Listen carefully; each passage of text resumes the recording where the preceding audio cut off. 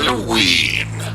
A time for ghosts and goblins to rise up from the ether and join the world of the living for the sole purpose of scaring up a little fright. Everyone has something they fear, and it's not always a demon's crest or other supernatural delights. No, sometimes fears are based in reality. But this is a topic for another time. Today, we embark upon a journey with gamers from all around the YouTube coven. The evils within poise the question, what is the scariest game you've experienced? Let's see what they have to say, shall we?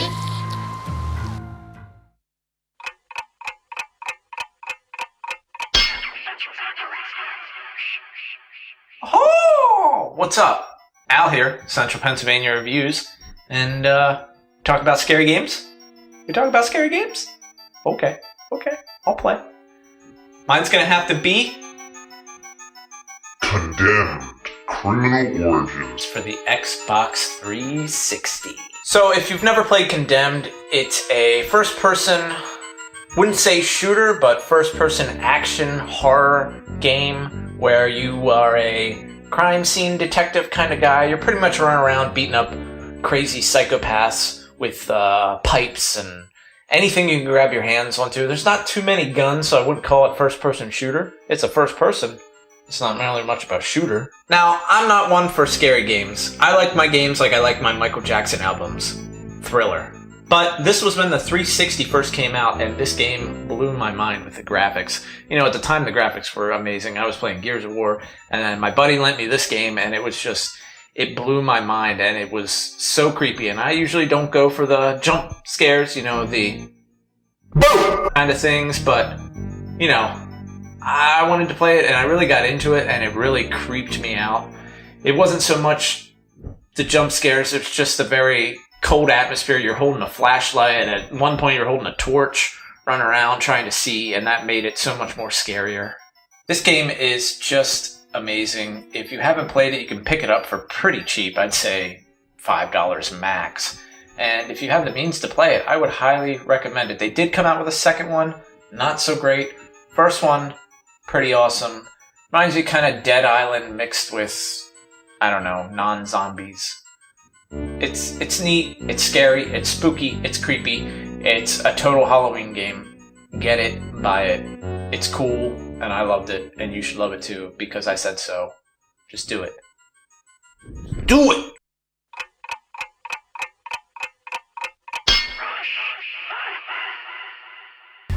What's up guys, Russ Lyman here, and one of the scariest games that I have played has been Resident Evil 7. This came out a few years ago, and they changed it back to first person mode. And this hadn't been seen since Resident Evil Outbreak, but a lot of people were excited for the new direction. I myself weren't that big into first person shooters, but it being a Resident Evil game, I had to give it a go. And of course, you gotta grab your headphones and have those on and turn off the lights for the best experience. They did a great job with the atmosphere, soundtrack, and dialogue with this game. There were so many times I would be up against one of the bosses in the game and I was getting low on ammo, so you're scurrying around, and it just puts you in those stressful moments where you're not making the greatest decisions and you end up dying, but you learn from it and you go back and play the game over and over again. It certainly was an enjoyable experience. I got used to playing in the first person mode and didn't mind it that much. Walking around the house and hearing all the sounds in the headphones and the creaks and cracks of the house and the wind blowing it really keeps you on edge and waiting for that jump scare to come out. While not your typical Resident Evil game blasting zombies, it had a really cool story that all comes together at the end. So definitely stick with it and play through the game and just enjoy it. You can play it on easy mode. This way you can enjoy the story and hey, still get scared. And I'm sure most of you already played this, but if you haven't, definitely check it out this Halloween, because it's my spooky pick.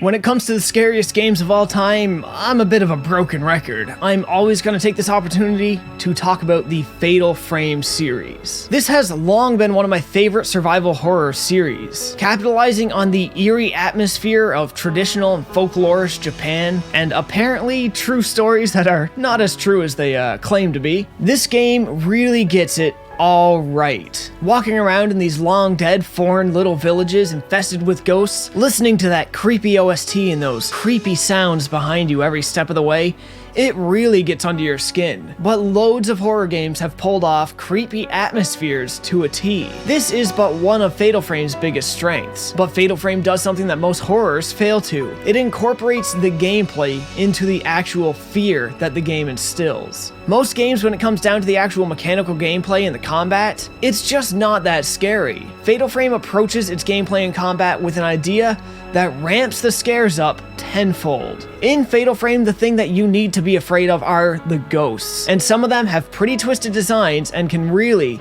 unsettle you. But what makes it that much worse is to defeat a ghost, you have to capture them with your camera. Thing is, the camera does pretty little to actually stop them unless you let them get as close as possible to you and then take their picture at the Fatal Frame moment. This means that you have to face down your fears to the apex of tension before letting that tension release and hopefully getting their picture taken at that opportune moment. Forcing yourself to face down your fears in a game like this isn't the easiest thing to do, but it is a required part of Fatal Frame, and it's what makes Fatal Frame one of the scariest games to have ever been made. At least, I think so.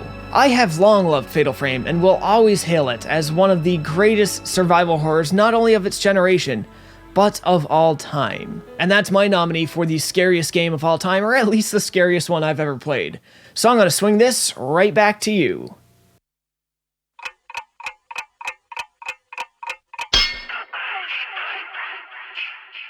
Hey, how's it going, everybody? Big shout out to the Game Beaters to invite me on this video.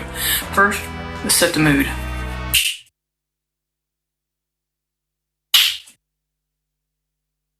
Maybe. Anyway, we're going to talk about scary games we played while growing up. But my pick,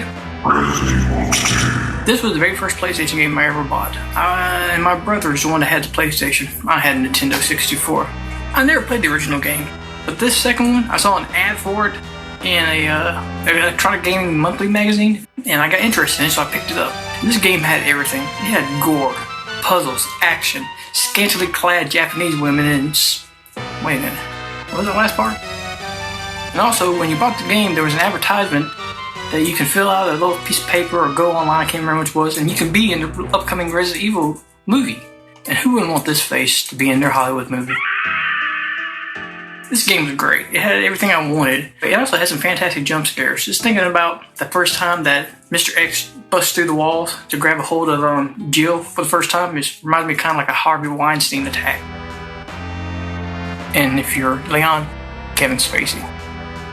This was the first game and only game that's ever really, kind of freaked me out. And I cannot wait to play the remake because everybody tells me that it's fantastic and, it just ups everything the original one had. I appreciate you letting me get in on this collab. DB, I can't wait to see what everybody else is doing. And this is Ice Pirate, signing off.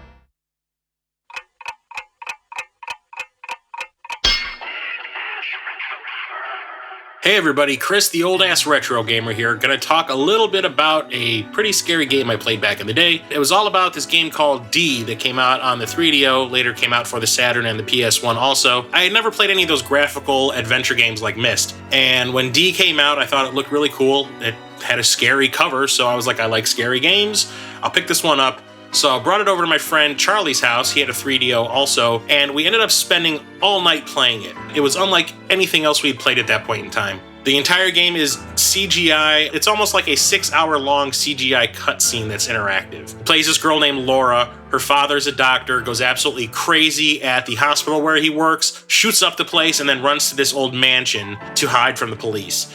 And Laura goes there to try to find her father and find out what's going on, why he went crazy. It turns out There's this whole horror thing going on at this castle. Her father's involved in it a little bit. The game is really, really spooky. There's a bunch of puzzles that need to be solved. There's confrontations with monsters and other enemies along the way. It all comes down to a very, very creepy conclusion with a big surprise ending, which shocked the hell out of me. We played this all night long. We must have started playing it around 9 p.m. We must have finished around 2 in the morning.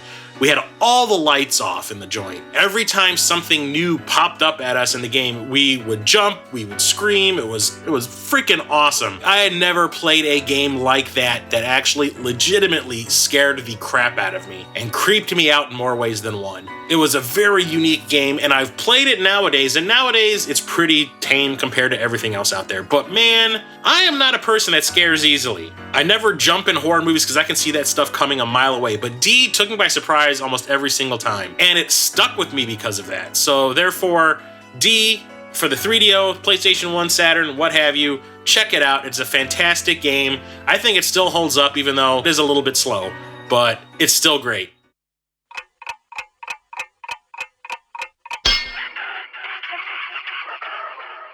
Hey everybody, Linda aka the Gamer Girl here, and I want to thank Game Beaters for having this collab. It's a great idea. So pretty much the game that scared the crap out of me was Outlast 2. I played Outlast and Outlast Whistleblower, but Outlast 2 takes the cake for me.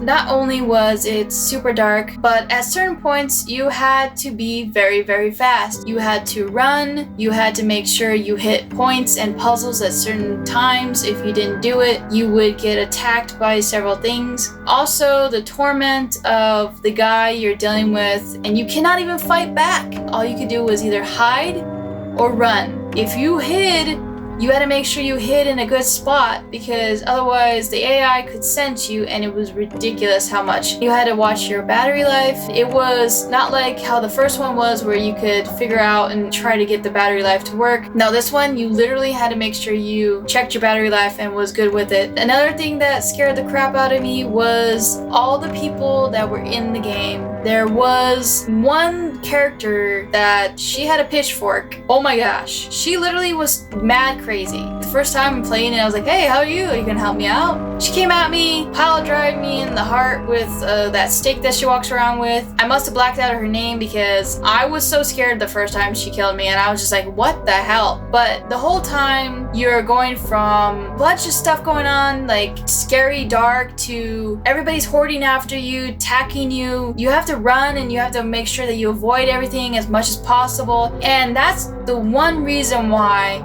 Outlast 2 was the scariest game I've played in a long time. So that is my game that scared the crap out of me. Thank you, and I'm passing it on back to whoever's next.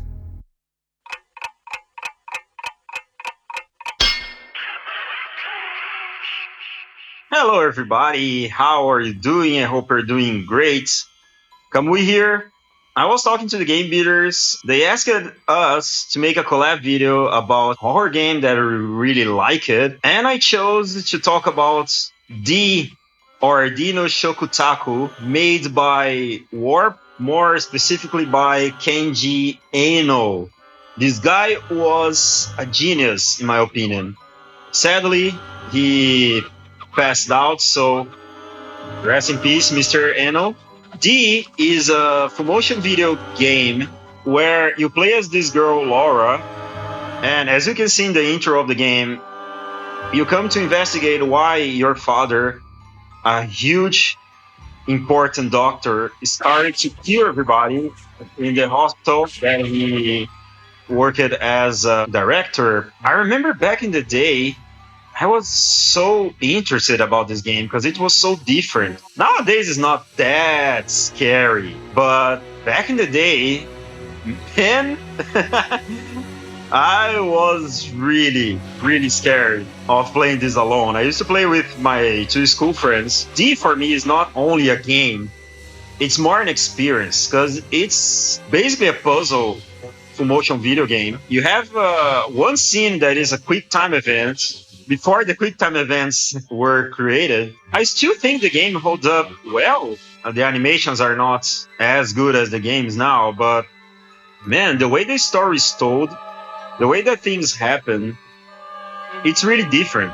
The music is awesome. If I'm not mistaken, the music of the first D game was composed by Kenji Eno. Man, the guy was awesome. It was a huge loss. I can't imagine what he could have done with the technology that we have now. D was released for PS1, 3DO, Sega Saturn, and PC. And more recently, it's got a Steam and a GOG Galaxy release. So if you guys have never played D, it's not a hard game to find. Man, it's an experience. The game is not that hard.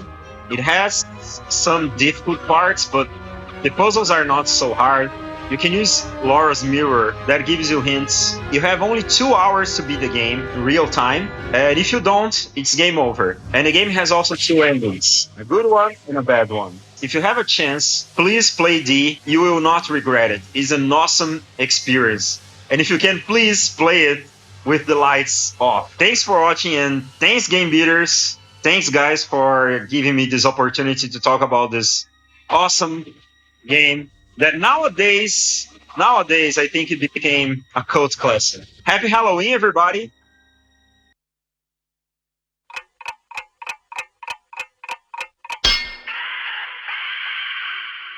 So let's talk about my pick, Resident Evil 3. Of course, when you mention horror games, a lot of folks are going to include a Resident Evil game. I still recall the first time I played the first Resident Evil and came to a moment of a jump scare.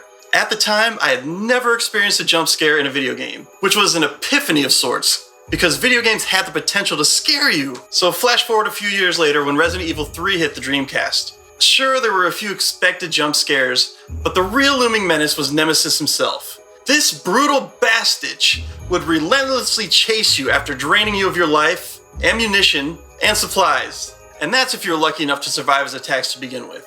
I can still recall hanging out with some friends, and every time Nemesis hit the screen with his gurgle, "Stars," how it would inspire terror in the room, because it meant more often than not, you would be dead. So, this is one of the few Resident Evil games that is yet to get a much needed remake. So if you're listening, Capcom, let's see it.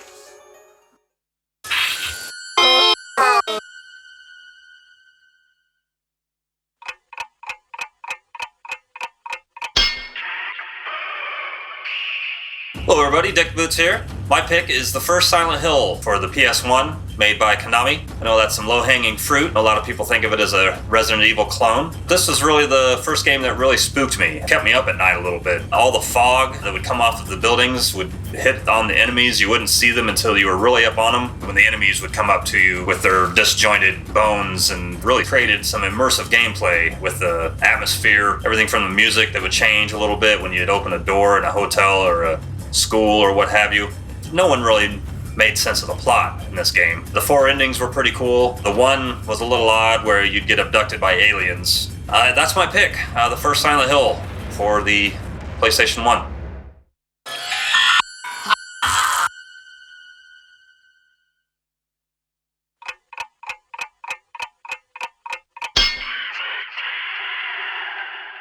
Hey, what's up, y'all? Evil Dan here, and the game that's on my list is God of War for the PS2. Now, I know this game is not your traditional horror movie game, but it's definitely got a lot of freaky stuff going on. From the beginning of the game, there's creepy creatures coming at you, and me not playing many adventure games, it freaked me out. When you fight the bosses, you don't really know how to kill some of them. Then there's a level where you fight the 3-headed Hydra, and this thing is insane, let me tell you.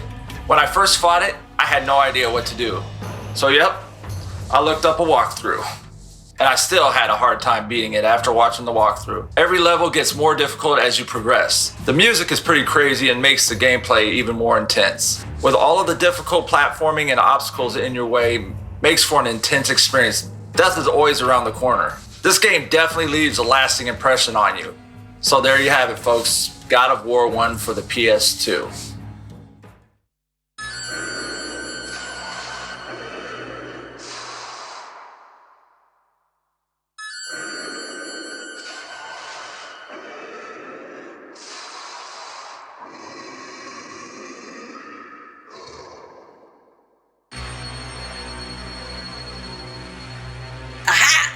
So it was me, Frank the Gamer, as the spooky serial killer man all along.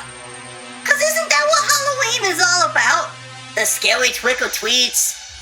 You know, speaking Speaking of Halloween candy, I wonder if I could get a Wolo or a Butterfinger up in this hood. Well, I'm gonna go knock on some strangers' doors and threaten them with my crazy knife. Okay, love you. Bye-bye. Bye. Bye. Alright, so big shout out to all my homies who helped out with this video and made it what it is. If you want to check out their channels, you go ahead and click on the links in the description below, and you're gonna really like it. Trust me on this one. Okay, love you, bye-bye. Happy Halloween!